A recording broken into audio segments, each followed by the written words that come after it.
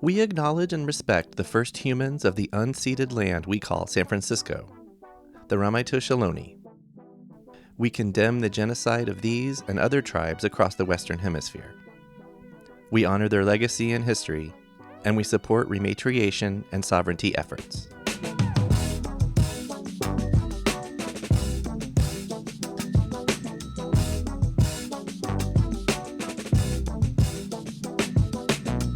Hello, and welcome to Storied San Francisco. I'm your host, Jeff Hunt. This is part 2 of our episode on Mission Bowling Club. If you missed part 1 with NBC owner Molly Bradshaw, go back and check that out. In part 2, we sit down again with Molly to talk about the opening of Mission Bowling Club in 2012. 8 years into operations, NBC had to close because of the pandemic. Roughly a year later, in March of 2021, they reopened. Molly talks about how her staff really rose to the occasion and kept the business thriving through hardship. We end with a little tease of something we're cooking up here for late summer. And then Molly shares her vision of the next chapter for the city she and her business call home. Here's Molly. Sommer, wonderful friend. I've known them since high school. They grew up, their grandparents were in leagues, mom and dad were in leagues. Okay. They have like a very nostalgic story around experience with bowling. Mm-hmm. And Do you know where? Not in San Francisco, or? No, it's definitely Sacramento. Oh, okay. No, that's, NorCal. Definitely Sacramento. I don't know what their home bowling center was. I know we had Crestview Lanes, which was over in Carmichael, and then also their Fireside Lanes over off of Auburn. There was a lot of bowling alleys. I have some sad bowling news. I don't know if know. you've heard it. I heard it. Seabowl. I'm so sad. Yeah. That is, 60 years in a business is a long time. That's fucking amazing, yeah. In of itself, it's a big piece of, it's a big operations. Yeah. Mm-hmm. I mean, it is huge. How many lanes? Gosh, 30 plus. Yeah.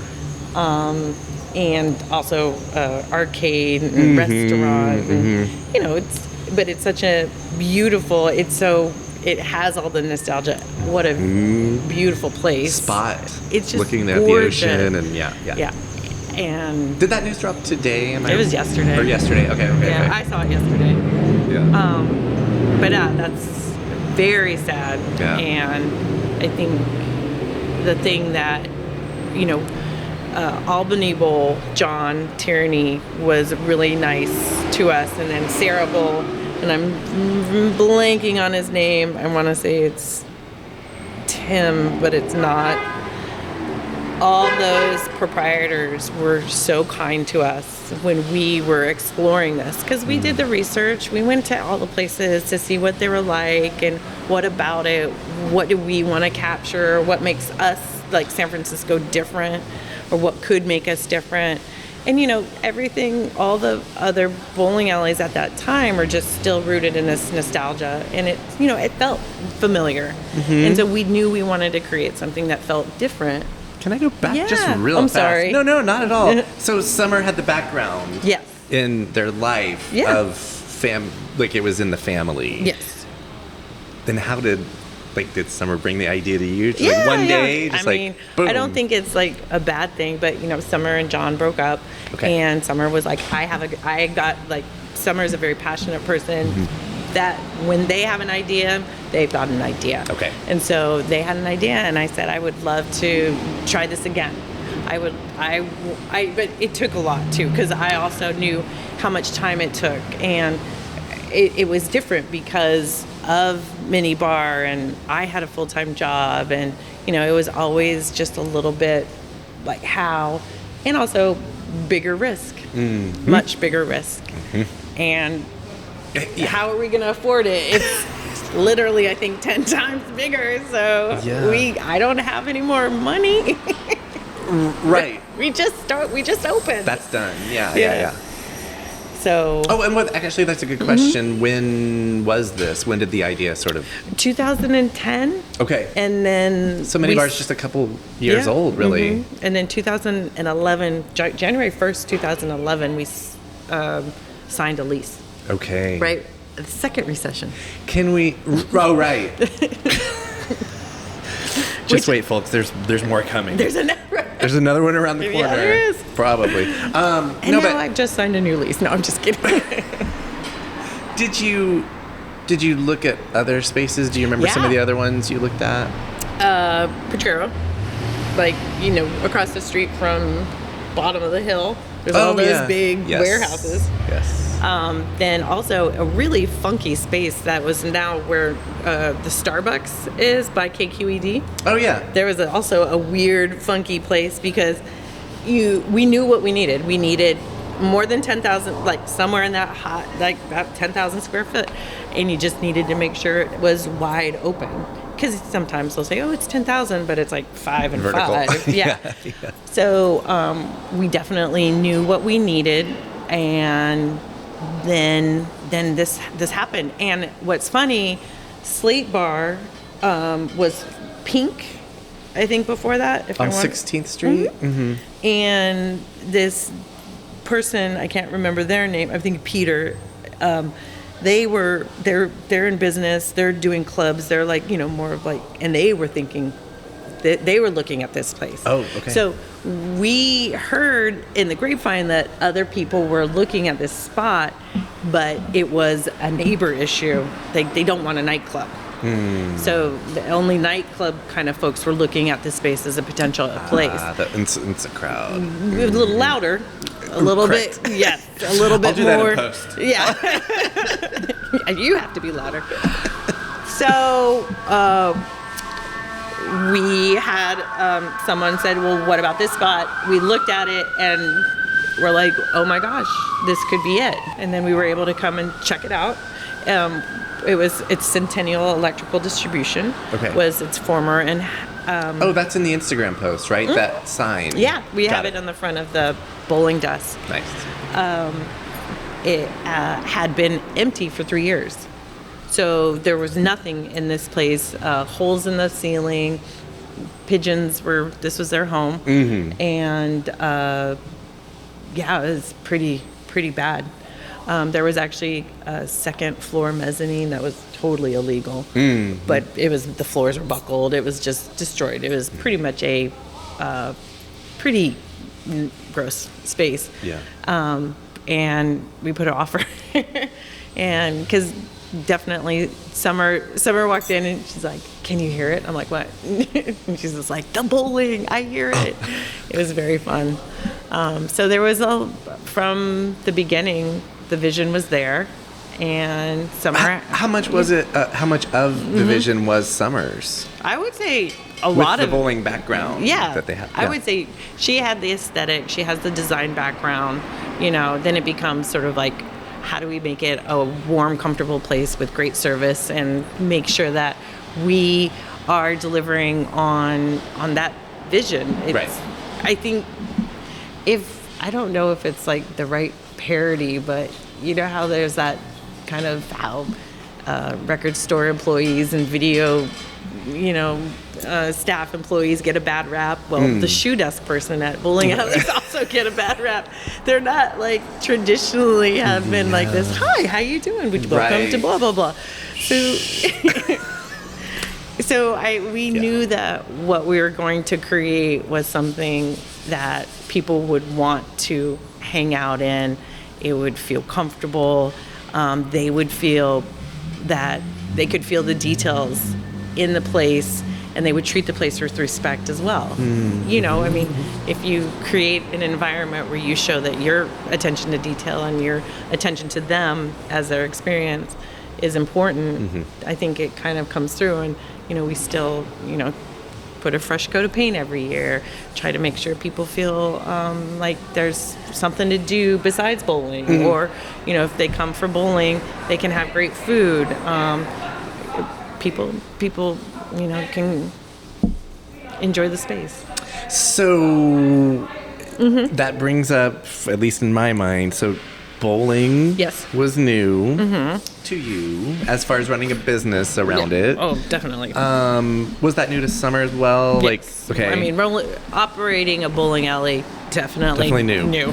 And then also the kitchen. Yes. New to you? Yes. Okay. Do you want to talk about any of that? It was great finding a partner, Anthony Myint with Mission Chinese. Oh, yeah. Was our first food partner. Okay. Helped us in a tremendous amount of ways to understand how to operate a restaurant. I mean, literally, bar experience. That was like, we knew how to create a comfortable environment. I knew how to, design a bar or run a bar or, be in the bar side. But the food and the bowling were totally new. Definitely foreign to us. Yeah. And as a result, we sought assistance. We got individuals who wanted to be in part of this experience, willing to teach us, and also, it wasn't easy. All of it's hard. We all had anxiety. I had probably even more so because of the food element. I think with the bowling, the individuals who helped bring the lanes to us, Murray, it's a company that is known to just build lanes across the entire world. Amazing. Yeah, so they were a really great crew, and they, it wasn't in a negative way, but they're like, what are you guys doing? You too, so all the quizzitive kind of questionable looks, but then they saw we're willing to work really hard, we're willing to ask questions, we're good students, we didn't, we respected everyone's time. So there are these things that I think showed that the investment that, what we wanted to achieve here was something that they wanted to align themselves or support and feel good. We're not, just... It's not random. Yeah, and we, Like to them, it might not have made sense. To me, hearing y'all's background, both of you respectively, it makes... Yeah, and, sense. And... It tracks, as the kids say. It tracks. And... it's like I can read. I know how to ask questions. I've been in school for so long. I know how to study. And right. I was kind of able to retain information, or I can. It's just about like how much attention were you willing to put in something that is completely not in your wheelhouse, right? And how much are people willing to share, and also ask really hard questions, and don't give up, and just be really intentional in everything. I mean, I still have my notebooks from the time that we... That time. Yeah, and I open it, and I'm just like, oh, yeah, we talked about this, or...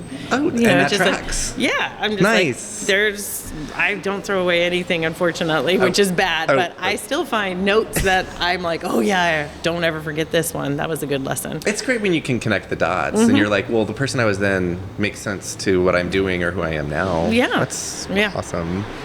Did y'all also, like you did with many, did you seek community involvement, like engaging with the community in different ways? I mean, we really utilized the resources of our friends and our family. We had painting parties and really great friends, and who are still friends, and friends who ended up working with us, actually being employees, and just different individuals coming through, providing resources, giving great advice, literally blood, sweat, and tears as well. It felt like when it all said and done, we had, a lot of people touched this place, like hundreds of people. So the Oscar speech would take a minute. It would take a long time. They'd have to play you off. Yeah. And it was, people gave us great advice. Yeah. Like, when we would have, when we would go down maybe the wrong place, maybe we didn't ask all the questions, because sometimes I think that was the process that was getting frustrating, that in the course of building a place, if you go over a year, laws change. The person who said yes to you and stamped is not going to be the person who's at the end does the final inspection. Right. So if they're gone and there's no thread of information, they'll be like, wow, why did you do that? And you're like, well, Miss So-and-so said this was okay. Miss So-and-so ain't here anymore, so what you gonna do? I'm like, oh, well. And so you did have to fight for yourself. You did have to take really great notes. Paper trails are excellent, especially given the timeline. We signed that lease January 2011. We didn't open until March 2012. Okay. So it was 14 months, but really it was a long process. Took a while. All the things. We did all the things. All of them. We increased sewer lines. We water lines. We had to, do all the electrical. We had to make an ADA compliant space. All great, because we knew it wasn't the 4 employees that were running an electrical supply shop. Yeah, right. We were about to have a lot of people walking through these doors, or the hope is. Very public. Yeah. So, what's your capacity? Here, it's really interesting. Oh. We think we're very comfortable at 180. Okay. But the door says 230 something, 231. Oh. Okay. The fire department said, well, people can stand on the lanes. I'm like, no, they can't. No, that's not. That's not what they do. Have you been to a bowling alley? No, but they could. I'm like, yeah. Why? But they can't. Yeah. I would really enjoy 180, which is what we do, meaning Okay. that's what feels comfortable. Yeah. So they gave me 50 more and I can't do it. I don't want to do anything with it. No one wants that. So you open 2012. Is there anything in the years between, and you said March? Yeah. Well, that's interesting, because I think anything between opening, and I do want to hear about COVID and how y'all handled that. And by the way, I just want to kind of pat myself on the back for not using any bowling and puns yet. Good job. So yeah, my wife will be proud of that, and I'm intentionally pointing this out. Anyway, anything that you'd like to, like milestones or oh my gosh, hardships or anything that's worth.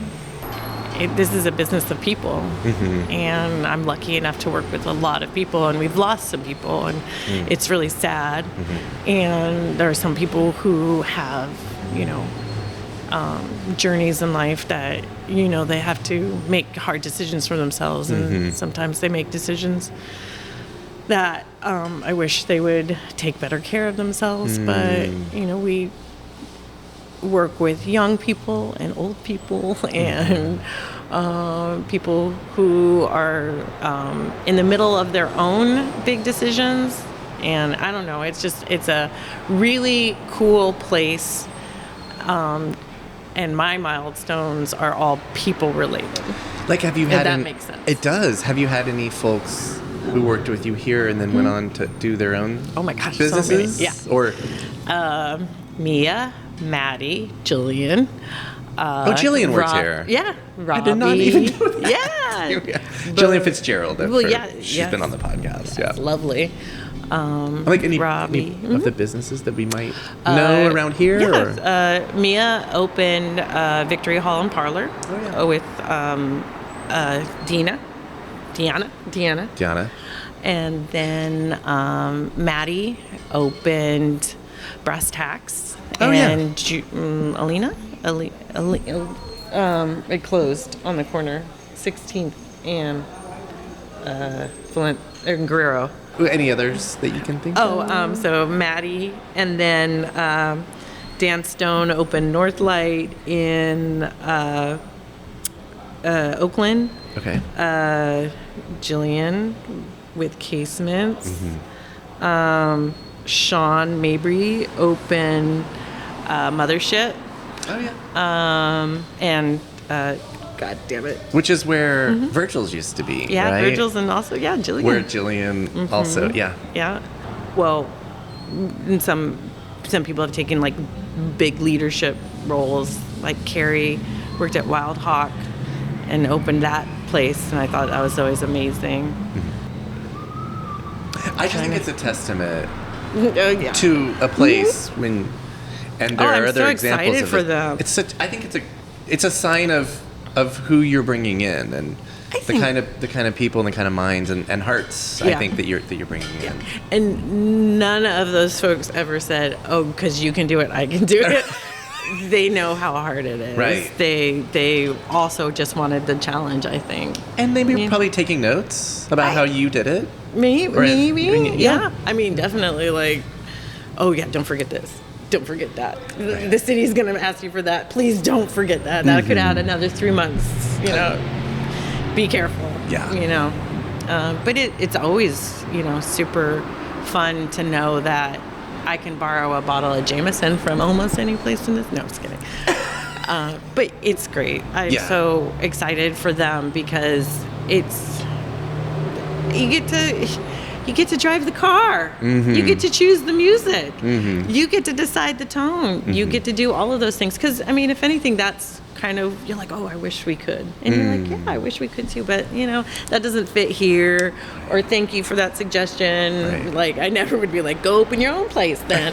That's not the response. But, we do take, it's like, Totally. oh, yeah, that's a great thing. Jillian, so many great ideas. I wish I could have implemented all of them, but This is community we're talking about, right? Yeah. I love it. Well, that's 8 years that we kind of filled in. Do you want to talk at all about the challenges? Because I'm not declaring the pandemic over, but we are in a different place now, 3 years later. The anxiety of thinking that you could harm people by just doing what you normally do was just, hard. And so, of course, it's like I have a background in public health, of course. And at the same time, really respecting what the city did to make sure that we all stay safe. Right. And I can't The city was really good. They were really good in the beginning. Yeah, I mean, yes. I thought. Yes. Yes. And they definitely took, allowed in some ways and didn't allow. There was ways where you could feel like, okay, I can cobble together some sort of existence that makes me feel, and I'm not talking about financially, this is all just like feeling normal by just having a daily operation, having something where, it's like I want to make sure that I can look like I am doing something and being a part of a positive, without, like as soon as they said it's safe, then that's when we said, okay, how can we be safe and do this? But when it wasn't, there was no arguments. Right. Like, of course. Right. Like, until we get an okay, we'll just, I paint and clean, and that's what we did. So we just took the time to like kind of reset and worry and try to figure out what resources we had for our staff, answer any questions, ask a lot of questions, just be a part of, if someone needed something, we were here for them. Nice. A lot of the staff were not so much self-sufficient, but we all just hunkered down. You know, some reached out, some didn't, some came at different times. Everyone had to process this in their own way. And it was just really, it was hard. Yeah. It was really, really hard. Were there starts and stops with opening? Did you ever have to close back down or? Yeah, remember December. December of that was hard. 2020. Yeah. Right? Yeah, it was pretty much. Or was it Omicron? It was Omicron. I think I have COVID brain and I can't remember. I do think it was. So all 2020. Of 2020 was just no. Yeah. And then there was a start-stop. And I want to say we had like a good 6 months and then winter something. And then that's when it got, shut it down again. Yep. But also, this business it needed all 4 elements: food, drink, events, and bowling to operate in order for us to actually financially survive. Right. So we weren't allowed to do any sort of big gatherings or really bowl in as designed until sort of March 2021. Okay. So we really had to wait quite a long time. About a year. Yeah. Before we could actually feel like we could. And then it was just great to have people come back when they felt comfortable, when they, you know, with the requirements that they felt like they could. You know, we didn't want to open the doors like that. I have really wonderful staff who take their health seriously and the people's health seriously. It was wonderful. The public's health seriously. Yes. I did not feel like I had to negotiate or tell people to, you know, to do things a certain way. They were already I felt like we were all following advice. We were all learning at the same time, and we were all checking in. Does this feel comfortable? Are you okay? And sometimes we had to, like, you know, do a little bit of, like, are we pushing this too much too soon? And then if we ever did get too far ahead of ourselves, I think we all kind of, we were sometimes okay when the city was like, stop. And we're like, okay, we'll stop. Because, right. you know, we wanted to make sure we were doing this right. You know, save the business, but make sure you're a good individual, good member of your own community. Responsible. Yeah. So, you know, I'm sure we made mistakes. Yeah. You know, I'm sure I could have done things differently. What would I don't know if I would make the same choices. Well, that's second guessing. Yeah. I mean, I guess that's part of everything. But, yeah. And then you've been open continually since. Yep. Yeah. Since March of 21, or? Yeah, pretty much. Okay. Yeah, I would say we haven't had any reason to do any big closures. Good. People have stayed safe when we've had like little flare-ups, but never, like, it didn't wipe us all out, if that makes sense. Yes. I really was proud of, like, I'll come in and wear a mask. I just got a little tickle in my throat, you know. We'll just make sure that we follow and keep up the good habits that we did learn. So we're learning. We just took down the partitions. Oh. Like, I think in December. Okay. Yeah, that felt good. I'm noticing them coming down at a lot of places, but not at Zeitgeist. Oh, they're still there? That surprised the fuck out of me. I haven't been there in so long. Yeah, I hadn't either. I was like, oh, okay. Molly, we have a lot of great stuff. I want to end by throwing an idea at you. Okay. That show that we're going to be doing at Minibar. Yeah. And this is the first time my listeners are hearing about this. It's going to be later in the summer. In August, literally later in the summer. Get your tickets now. To the free show at the bar. Oh, yeah, I'm sorry. No, buy art. Save up your money so you can buy art. By awesome, independent San Francisco artists. Oh, yeah. I love it. But the theme, and we don't have a name yet, but the general theme of the show is rebirth. Cool. Like rebirth of the city. We feel like something new is, and not too sure. There was a gesture off mic that I will not bother describing. What does that mean to you? Like, rebirth? Maybe I might spitball a little bit. Because when I think about, so rebirth, it's like new skin. It's rediscovering, kind of like going back to maybe even the basics. You know, it's like starting over a bit, because I think there's been so much progress here.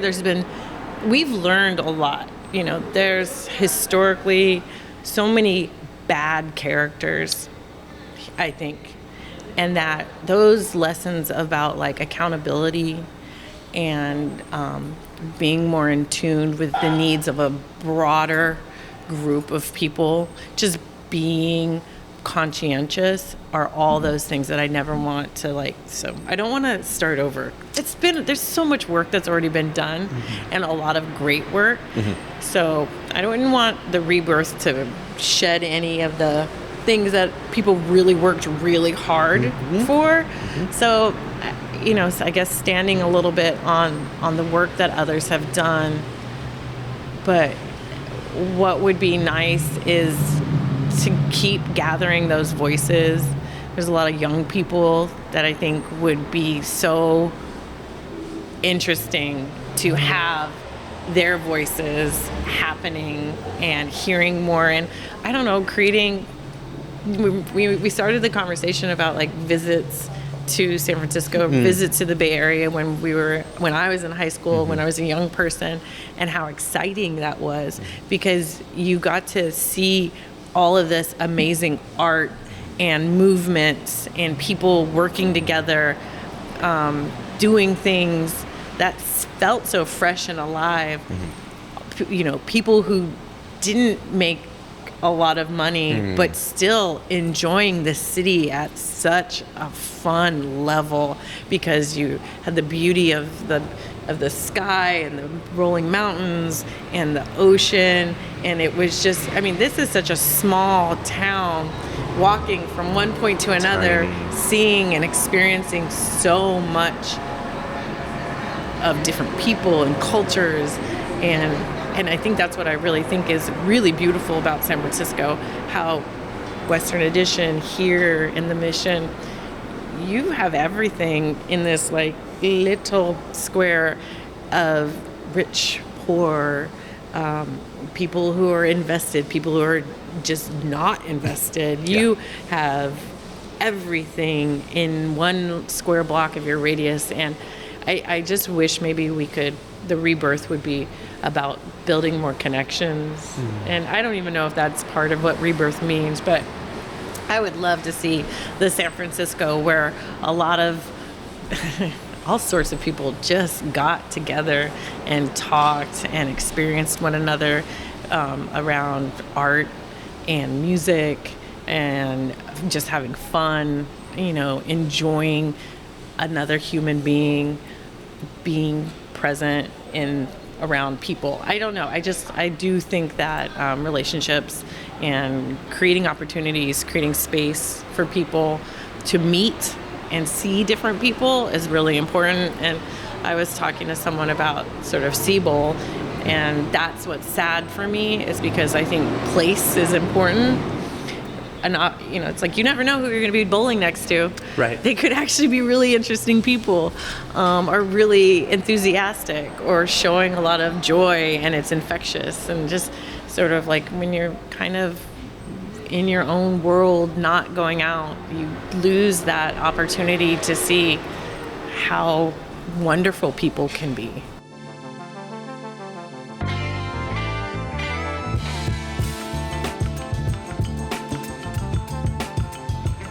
That was Molly Bradshaw.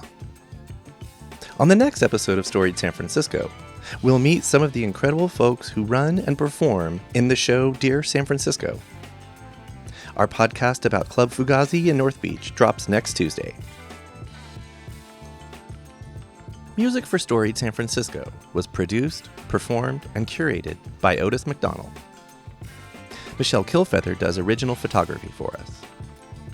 Aaron Lim of Bitch Talk Podcast is our contributing producer. And the show is produced and hosted by me, Jeff Hunt. Now in our 5th season, we have more than 200 episodes available on our website, storiedsf.com, or wherever you listen to podcasts. If you're able to, please rate and review the show.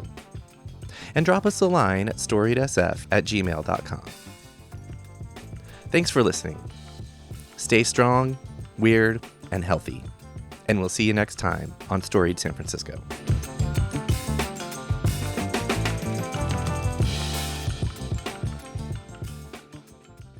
This podcast is a proud member of the BFF.FM podcast network. Learn more at podcasts.bff.fm. BFF.FM, best frequencies forever.